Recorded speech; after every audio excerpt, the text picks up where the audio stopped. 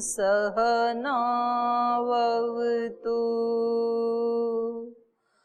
सहनौ भुनक्तु सह वीर्यं करवावहै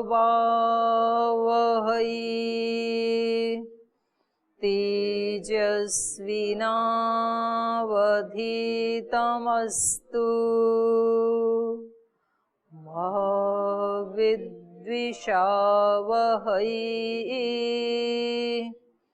ओम शांति शांति शांति।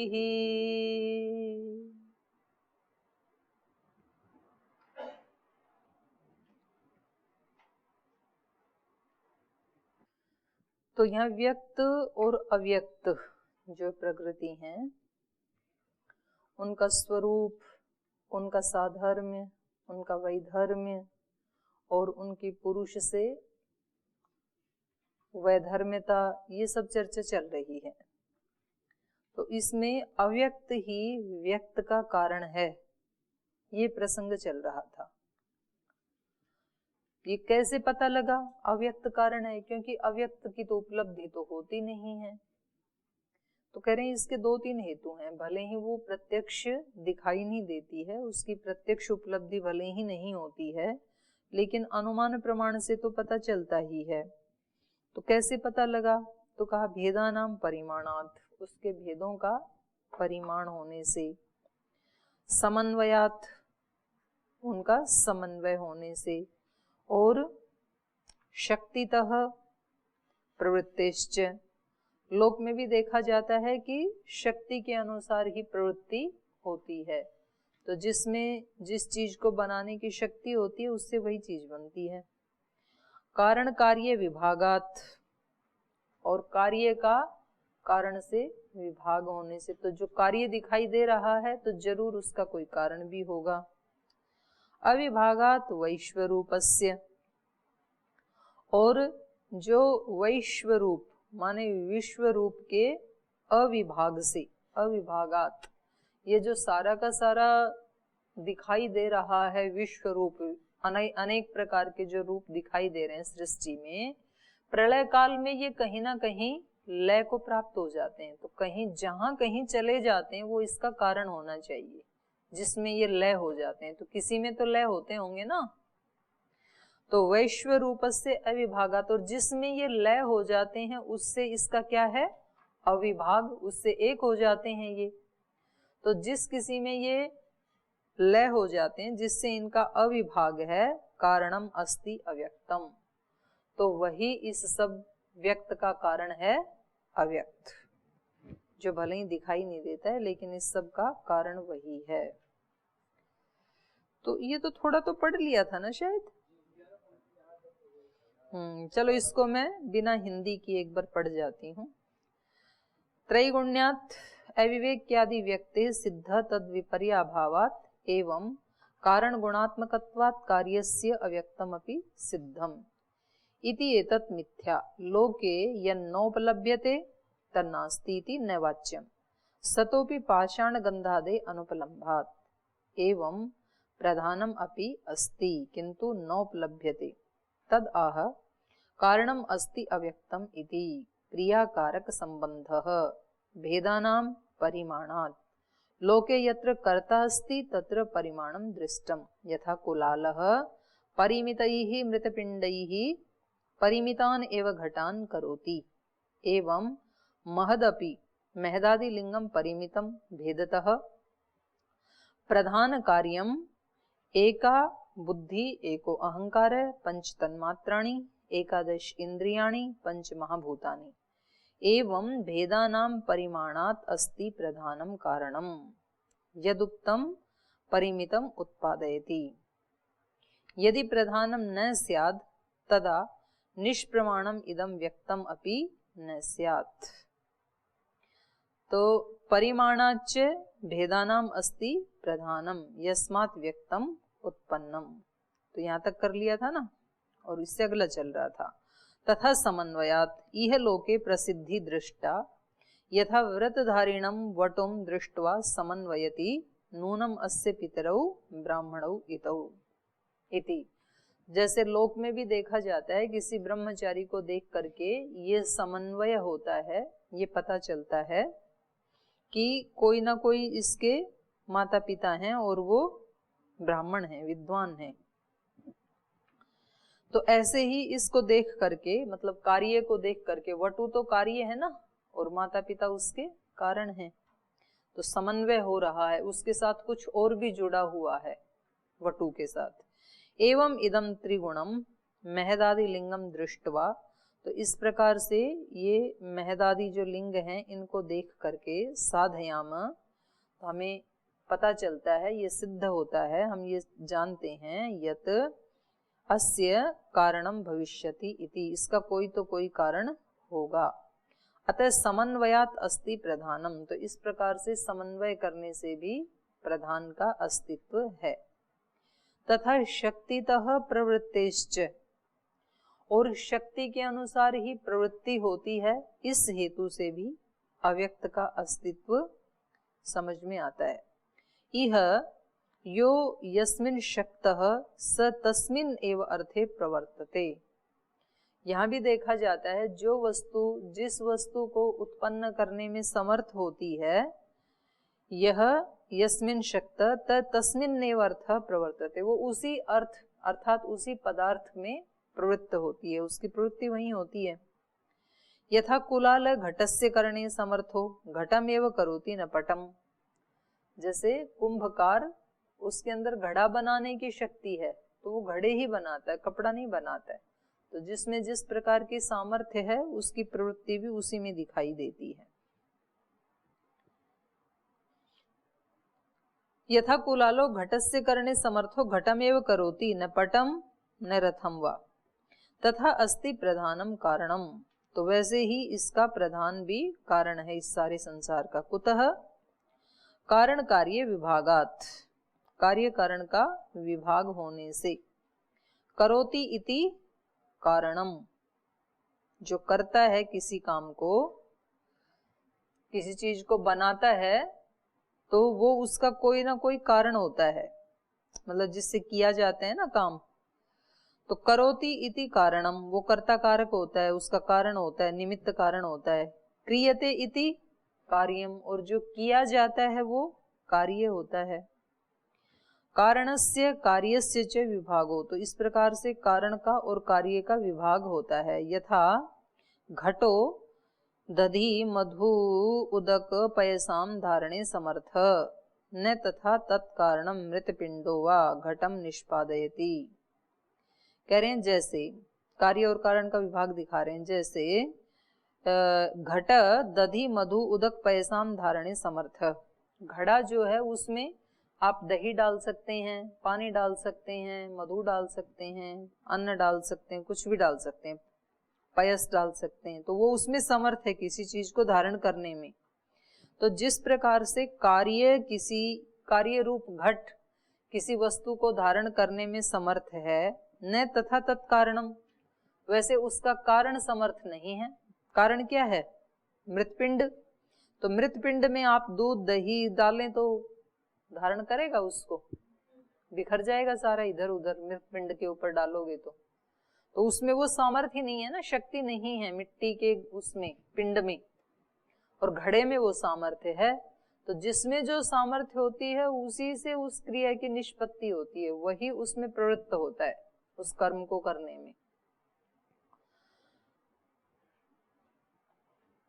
तो न तथा तत्कारणम मृतपिंडो वा घटम निष्पादयति, तो वैसे उसका जो कारण है मृतपिंड वो नहीं है, और वैसे ही वो उसकी सामर्थ्य किसमें है? घटम निष्पादयति। जो मृतपिंड है वो घट को तो निष्पन्न कर सकता है, लेकिन न चैवम घटो मृतपिंडम, लेकिन जो घट है वो वैसे मृतपिंड को निष्पन्न नहीं कर सकता है। मृतपिंड में तो सामर्थ्य है कि वो घट को बना दे, लेकिन घट में ये सामर्थ्य नहीं है कि वो किसी मृतपिंड को बना दे। तो इससे ये पता लगा कि जिसकी जिस कार्य में जो सामर्थ्य होती है उसी में उसकी प्रवृत्ति होती है। एवं महदादि लिंगम दृष्ट्वा अनुमीयते अस्ति विभक्तम तत्कारणम यस्य विभाग इदम व्यक्तम इति। तो इस प्रकार से एवं महदादि लिंगम दृष्ट्वा, इन महदादियों को देख करके अनुमीयते, ये अनुमान लगाया जा सकता है कि अस्ति विभक्तम तत्कारणम, ये जो दिखाई दे रहा है कार्य जगत, इससे अलग कोई इसका कारण है। यस्य विभाग इदम व्यक्तम इति, जिसका ये एक पार्ट है, जिसका ये एक विभाग है। घड़ा तो मिट्टी का एक विभाग है ना, मिट्टी तो उपादान कारण है, तो ऐसे व्यक्त उसका एक भाग है और इसका कारण क्या है? अव्यक्त। इतश्च अविभागात् वैश्वरूपस्य विश्वम जगत तस्य रूपम व्यक्ति ही। और कह रहे हैं इसी प्रकार एक और हेतु दे रहे हैं, अविभागात् वैश्वरूपस्य। वैश्वरूप मतलब विश्वम रूप, विश्वम माने जगत, और तस्य रूपम विश्वरूपम। तो ये जगत के जितने भी रूप हैं उन सब की व्यक्ति ही, व्यक्ति माने अभिव्यक्ति।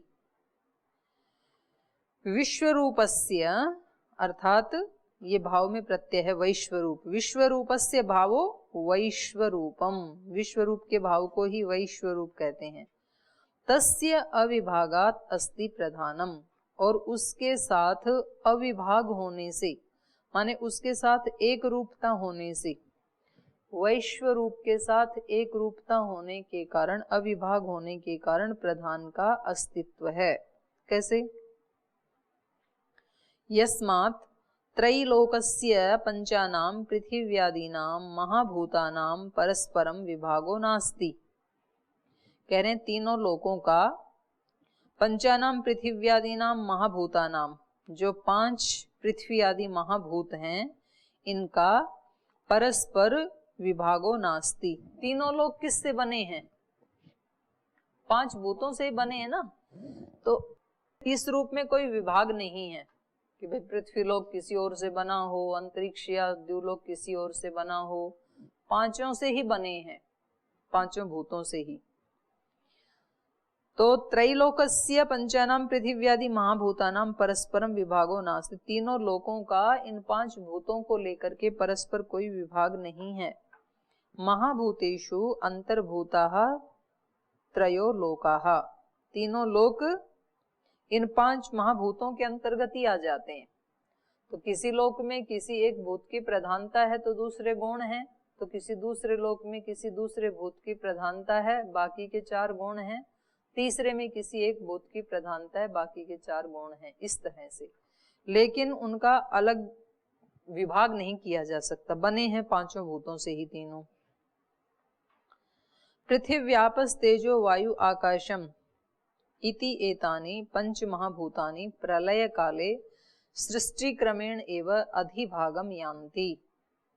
और कहते हैं इसी प्रकार से ये जो पृथ्वी, जल, तेज, वायु, आकाश, ये जो 5 महाभूत हैं, ये प्रलय काल में सृष्टि क्रम से ही, सृष्टि क्रमेण एव अधिभागम यान्ति, अपने अधिभाग को, माने अपने से पहले वाला जो विभाग है, जो कारण है, उसको यान्ति, उसको प्राप्त होते हैं। तो इनका कारण क्या है? तन्मात्राएं। तन्मात्रेषु परिणामेषु, जिनके ये परिणाम हैं 5 भूत, उन तन्मात्राओं में। तन्मात्राणि एकादश इंद्रियाणि च अहंकारे, और वो तन्मात्राएं और एकादश इंद्रियां ये किस में लीन होती हैं? अहंकार में। अहंकारो बुद्धौ, अहंकार किस में लीन हो जाता है? बुद्धि में। बुद्धि ही प्रधान है, और फिर जो महतत्व है बुद्धि है वो प्रधान में लीन हो जाता है। तो इस प्रकार से एवं त्रयो लोकाः प्रलय काले प्रकृतौ अविभागम गच्छन्ति, मूल प्रकृति में ही ये अभेदात्मक रूप से प्राप्त हो जाते हैं, इनका भेद नहीं रहता है। तस्माद् अविभागात् क्षीरदधिवत्, तो कह रहे हैं इस प्रकार से इनका अविभाग होने से, एक रूपता होने से। कैसे? क्षीरदधिवत्, दूध और दही के समान। दूध ही बदल करके दही में कन्वर्ट हो जाता है, तो एक रूपता है उसमें। क्षीर दधिवत व्यक्त अव्यक्तयोः अस्ति अव्यक्तम कारणम। तो इन दोनों में से व्यक्त तो कार्य है और अव्यक्त उसका कारण है। तो अब इन्होंने अव्यक्त को कारण सिद्ध कर दिया, फिर दोनों का साधर्म्य वैधर्म्य ये सब विस्तार से वर्णन किया है प्रकृति का। तो इसको जानने के लिए हमें कहाँ देखने की आवश्यकता है, इसको हम कहाँ प्रत्यक्ष करें? शरीर में। ये जितने भी 24 तत्व बताए हैं ना, ये कहाँ देखें हम? अपने ही शरीर में है ये। तो अभी जो 5 भूतों का शरीर है जिसके स्तर पे हम जी रहे हैं, ये इसका सबसे स्थूल रूप है व्यक्त का। और फिर शरीर को एक स्थान पे बिठा दिया आंखें बंद करके, ये किससे बना? तो फिर सूक्ष्म तन्मात्राएं, फिर इससे भी सूक्ष्म इंद्रियां। इसको ढूंढना अपने अंदर कहाँ है ये इंद्रियां।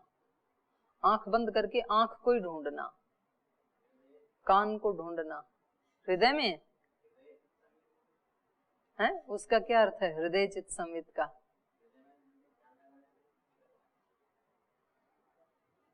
तो चित्त की थोड़ी कह रही, मैं तो इंद्रियों की कह रही हूँ। सब उसी में ढूंढा। पुस्तक वाले तो अपनी अनुभूति बता रहे हैं, अपनी अनुभूति, हमारी अनुभूति तो हमें खुद करनी है ना। तो उसको ढूंढना, ये सारी मूल प्रकृति और इसके सारे विकार कहाँ हैं?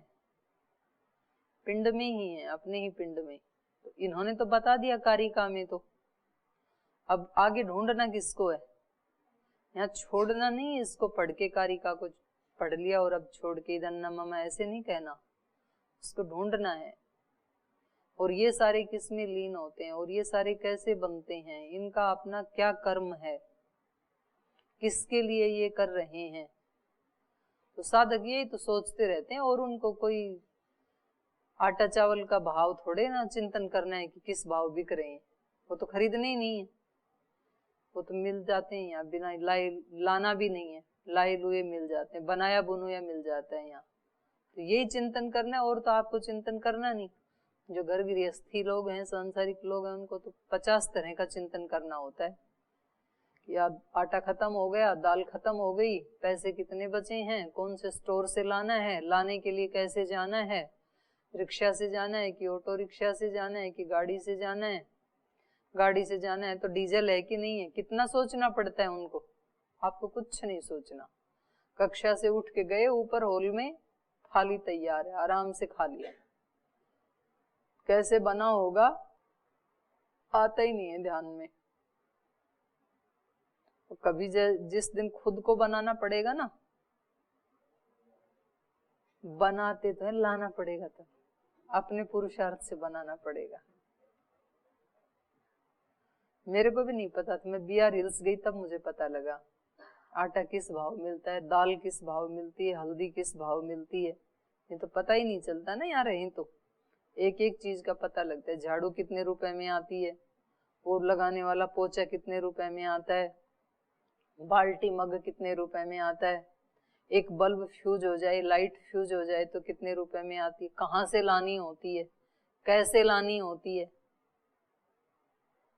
सारा पता चलता है जो खुद करते हैं। तो ये शरीर भी भगवान जी ने दे रखा है, कुछ नहीं पता है, दे दिया ऐसे, हाथ दे दिए, पैर दे दिए, आंख नाक कान सब दे दिया, दिल दिमाग दे दिया, पता ही नहीं चल रहा ये कैसे काम चल रहा है। जिनके पास नहीं है ना, जिस दिन डॉक्टर कहेगा ना कि आज आपके हार्ट में 60% ब्लॉकेज आ गए हैं, तब पता चलेगा ये हार्ट कैसे काम करता है, ब्लॉकेज कैसे आते हैं, खुलते कैसे हैं। किडनी में स्टोन हो गया, उस दिन पता लगेगा ये स्टोन कैसे हो गया, सब काम करते करते। अब ये निकलेगा कैसे? प्राणायाम तो उस दिन शुरू करते हैं ना, पहले तो किया नहीं ना, पहले पानी भी पूरा पिया नहीं, प्राणायाम भी पूरा किया नहीं, पहले तो यूं बोली ये ऐसे नियम बना रखे हैं इन्होंने, तो तब तो बहाना मार करके कमरे में सोते थे। एक दिन यज्ञ का पता लगेगा, यज्ञ का क्या महिमा है, क्या महत्ता है, तो पता तो व्यक्ति को तब लगता है जब उसका अभाव होता है। तो ये सारा पढ़ रहे हैं और सारा लिए बैठे हैं, लेकिन कोई ध्यान नहीं है हमारा, कोई चिंतन करने का भी थोड़ा सा पसीना नहीं लेते हैं, इतनी ज्यादा भी मतलब कोई टेंशन नहीं लेते हैं। ठीक है, जो है बस पढ़ लिया, व्यक्त अव्यक्त कारिका में आया था, परीक्षा में आएगा तो लिखाएंगे, नहीं आएगा तो छुट्टी, एक जानकारी हो गई बस। तो जानकारी किसके लिए है? जानकारी हो गई, यहां तक ही थोड़े अपना प्रयोजन था। जानकारी किस लिए दे रहे हैं? ये आपको भी जानकारी हो जाए इसलिए थोड़ी दे रहे हैं, उस जानकारी को लेके आगे बढ़े इसलिए दे रहे हैं। उनको ऋषियों को कोई शौक थोड़े ही था कि हमने जो अनुभव प्राप्त किया तो चलो हम अपनी प्रसिद्धि के लिए औरों को भी बता देते हैं हमने ये जाना, ऐसा प्रयोजन नहीं था उनका। उन्होंने तो सहायता करने के लिए भेजा हमारे पास ये ज्ञान कि आप जब चलोगे तो आपको उतना पुरुषार्थ करने की जरूरत नहीं है, इतना तो हमने कर दिया, ये ले लो, तो ये रास्ता बना दिया, अब इस पे चल लेना बस। ये चिंतन करने का है, ये व्यक्त क्या है, अव्यक्त क्या है, कारण क्या है, ज्ञ क्या है। अब उसकी अव्यक्त की निवृत्ति के दो प्रकार बता रहे हैं। जो कारण है इस सब का, तो वो निवृत्त कैसे हो सकती है इससे। यहाँ पर व्यक्तम लिखा है, नहीं लिखा है आपके इसमें, तो ये व्यक्तम पीछे से ही आ रहा है। तो प्रवर्तते त्रिगुणतः समुदायाच्च परिणामतः सलिलवत् प्रति प्रतिगुणाश्रय विशेषात्। कह रहे हैं ये जो व्यक्त है, पीछे से व्यक्त प्रकृति के बारे में प्रसंग चल रहा था, ये व्यक्त त्रिगुणतः प्रवर्तते, त्रिगुण वाली होने से, इसका स्वरूप भी त्रिगुण होने से ही इसमें प्रवर्तते, इसकी प्रवृत्ति हो रही है। त्रिगुण होने से माने जो मूल प्रकृति त्रिगुणात्मक है उससे ही ये व्यक्त भी प्रवृत्त हो रही है, उसी स्वरूप वाली होने से। व्यक्तम प्रवर्तते त्रिगुणतः समुदायाच्च, और समुदाय मतलब गुणों का समुदाय होने से या एक रूप होने से, समुदाय या समन्वय, एक रूपता, तो उन गुणों के साथ समुदायाच्च, उनके साथ एक रूपता होने से। परिणामतः सलिलवत्, बोले जब एक ही इसका कारण है सत्वरजतम, और उससे ही ये सारी चीजें बनी हैं, महतत्व, अहंकार, इंद्रियां आदि, तो एक मिट्टी से तो फिर एक जैसी चीजें बननी चाहिए ना, अलग अलग कैसे बन गई? अहंकार अलग बन गया, महतत्व अलग बन गया, तो एक से बना था तो सारे के सारे एक ही जैसे प्रोडक्ट होने चाहिए। एक कंपनी में, एक सांचे में, एक रॉ मटेरियल से जो चीजें बनती हैं वो एक ही जैसे प्रोडक्ट होते हैं सारे, ठीक है? गर्दन हिला रहे हैं, एक ही थोड़े होते हैं, अलग अलग नहीं होते। एक टाटा कंपनी कितने सारे प्रोडक्ट निकालती है, सांचे अलग होते हैं ना, तो यहाँ भी अलग है। तो ये इनका प्रश्न पूछने का तरीका है, तो कह रहे हैं एक ही जैसे होने चाहिए फिर तो उसका उत्तर है दूसरी पंक्ति में, परिणामतः सलिलवत्, पानी की तरह से। पानी एक ही है, लेकिन जिस बर्तन में डालेंगे उस बर्तन की शेप ले लेगा वो। बोतल में डालेंगे तो बोतल जैसे हो जाएगा, घड़े में डाले तो घड़े जैसा, बाल्टी में डाले तो बाल्टी जैसा। परिणामतः सलिलवत् प्रति प्रतिगुण आश्रय विशेषात्, प्रत्येक में प्रत्येक गुण के आश्रय विशेष से उसके रूप देखे जाते हैं। त्रिगुणतः समुदायाच्च प्रवर्तते परिणामतः सलिलवत् प्रति प्रतिगुण आश्रय विशेषात्। अतश्च अव्यक्तम प्रख्यातम कारणम अस्ति। कह रहे हैं ठीक है, हमने पिछली कारिका में ये जाना कि जो अव्यक्त प्रकृति है वो कारण है, ऐसा प्रख्यातम, ऐसा सुप्रसिद्ध है, ऐसा हमने सिद्ध कर दिया, जान लिया है। यस्मात् महदादि लिंगम प्रवर्तते, और उस मूल प्रकृति से ही जो महद आदि लिंग हैं उनकी प्रवृत्ति होती है, उसी से बनते हैं, मूल कारण वो ही है, बाकी उससे बनते हैं सारे। त्रिगुणतः माने त्रिगुणात सत्व रजस तमसाम साम्यावस्था प्रधानम, उस त्रिगुण से बने हैं, त्रिगुण से बने हैं माने प्रधान से बने हैं, और प्रधान का मतलब सत्व रजतम की जो साम्यावस्था है उससे बने हैं। तथा समुदायात, और कह रहे हैं जैसे गंगा स्रोतांसी त्रीणि रुद्रमूर्धनि पतितानि एकम स्रोतो जनयन्ति एवं त्रिगुणम अव्यक्तम एकम जनयति। और कह रहे हैं उनका समुदाय होने से, समुदाय मतलब कह रहे हैं जैसे उन त्रिगुण का ही समुदाय है ये सारी सृष्टि। कैसे? यथा गंगा स्रोतांसी त्रीणि रुद्रमूर्धनि पतितानि, कह रहे हैं आकाश से जब गंगा आई ना तो केवल शिव की जटाओं में 3 बूंद गिरी थी, और उन तीनों बूंदों से मिलकर के फिर एक धारा निकल गई वहां से, और उसमें फिर झरने आदि मिलते मिलते मिलते फिर पूरी गंगा बन गई है, ऐसे बनी है। तो शुरू में वहां से 3 बूंद ही उतरी थी स्वर्ग से, वो उसके मस्तिष्क पे पड़ी, और वहां से फिर जो बह के निकली वो फिर एक हो गई, 3 से 1 हो गई, ऐसे। यथा गंगा स्रोतांसी त्रीणि रुद्रमूर्धनि पतितानि, जैसे गंगा का जो जल है वो त्रीणि 3 धाराओं के रूप में या 3 बूंद के रूप में रुद्रमूर्धनि पतितानि, रुद्र की मूर्धा पे उनके सिर पे गिरी। एकम स्रोतो जनयंती, और उसके बाद फिर उसने एक नदी का एक प्रवाह का रूप ले लिया, उसके रूप में उत्पन्न हो गई। स्रोतो जनयंती, वो 3 जो बूंदें थी, 3 धाराएं थी, वो एक प्रवाह के रूप में उत्पन्न हो जाती हैं। एवं त्रिगुणम अव्यक्तम एकम जनयति, तो इस प्रकार से ये जो त्रिगुण प्रकृति है सत्वरजतम वाली, ये एकम जनयति, एक को उत्पन्न कर देती है, महतत्व को। त्रिगुणात्मक थी लेकिन मिल करके फिर जैसे वहां गंगा का एक प्रवाह बन गया, ऐसे ही ये एक महतत्व उत्पन्न हो गया। एवं त्रिगुणम अव्यक्तम एकम जनयति यथा वा तंतव समुदिताः पटम जनयंती, एकम पटम जनयंती, है ना। वैसे ही जो तंतु हैं वो समुदित होकर के, एकत्रित होकर के किसी एक वस्त्र को बना देते हैं। जैसे कोई तिरंगा वस्त्र है 3 रंग वाला, तो धागे तो 3 प्रकार के थे, पर जब उनसे वस्त्र बना तो एक बन गया, तिरंगा झंडा।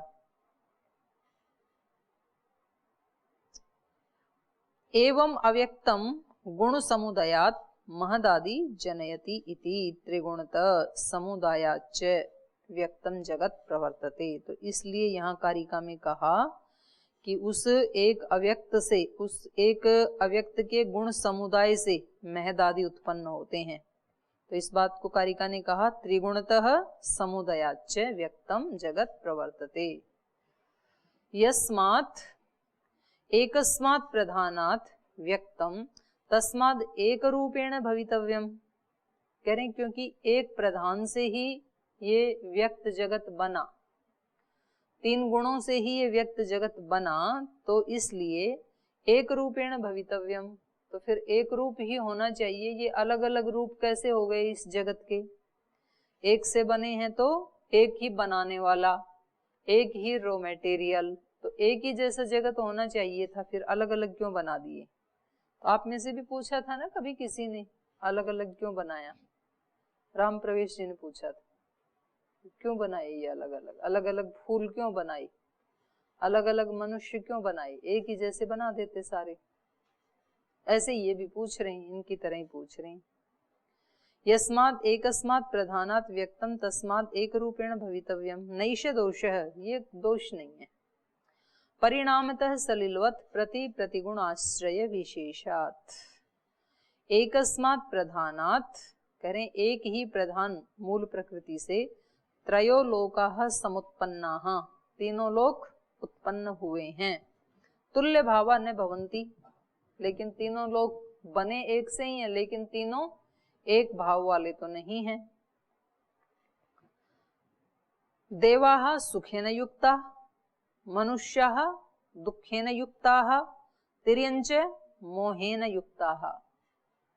ठीक है देव तो सुख से युक्त हैं और मनुष्य दुख से युक्त हैं, और जो तिर्यक योनि वाली हैं वो मोह से युक्त हैं। मोहन से नहीं, मोह से।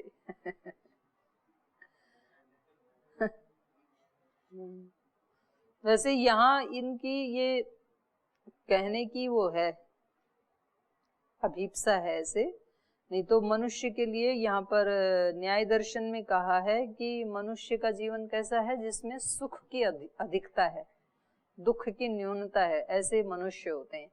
और जिनमें दुख की अधिकता है वो तिर्यक योनि वाले होते हैं, उनको दुख ज्यादा होते हैं।